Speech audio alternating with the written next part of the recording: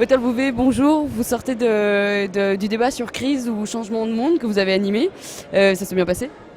Je trouve que les débats sont très riches et surtout que les intervenants ont des idées ou des propositions très concrètes, comme le fait d'avoir une fiscalité différenciée en fonction des produits ou services qu'on propose.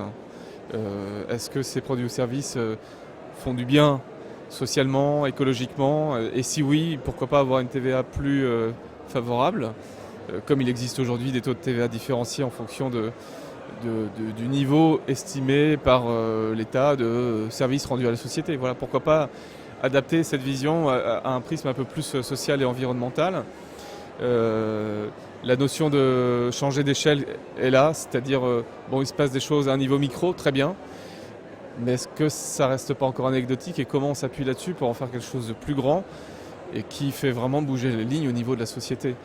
Alors, sur cette question, les réponses sont un peu plus théoriques, on va dire, parce qu'évidemment c'est compliqué de trouver la réponse magique à ces questions. Donc voilà, ça c'est le côté positif. Le côté un peu plus frustrant, c'est qu'on voit bien que les choses avancent, mais que le chemin est très très très très très long.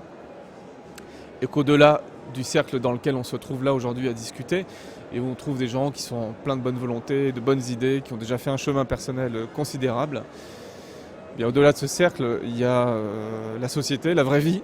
Et dans la vraie vie, les conservatismes, les résistances, le déni sont extrêmement forts. Probablement encore plus fort en période de crise, plus violent même. On voit le débat sur l'écotaxe aujourd'hui avec des procédés que personnellement je trouve abjects. Et voilà, il y a des forces de résistance qui sont là, qui sont extrêmement puissantes et qui empêchent tout ça d'avancer, en tout cas qui ralentissent le mouvement. Ça c'est plus l'inquiétude qui a surgi un peu pendant les débats et que je fais mienne également. Oui, parce que j'allais vous demander, vous, au final, si vous aviez plutôt un penchant optimiste ou si c'était un peu compliqué à la sortie de ce genre de débat. Moi, mon métier d'homme de médias, c'est pas d'être optimiste ou d'être pessimiste. Après, j'ai mon opinion personnelle là-dessus. Cette opinion personnelle, aujourd'hui, fait que je suis... c'est le pessimisme ambiant qui me rend pessimiste. Parce que tout est vu comme un problème, on ne cherche pas les solutions. Et quand il y a des solutions imaginatives ou innovantes, plus durables qui sont proposées, tout de suite, mais non, c'est pas possible, mais vous vous rendez pas compte, mais voilà. Bon. Alors qu'est-ce qu'on va faire?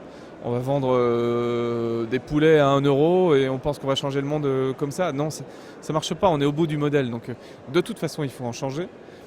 Il vaut mieux en changer maintenant que d'attendre d'être vraiment dans le précipice pour en changer. Ça, moi, ces résistances-là me rendent très pessimiste parce que je me fais aucune illusion sur le fait que ce sont des résistances qui sont puissantes.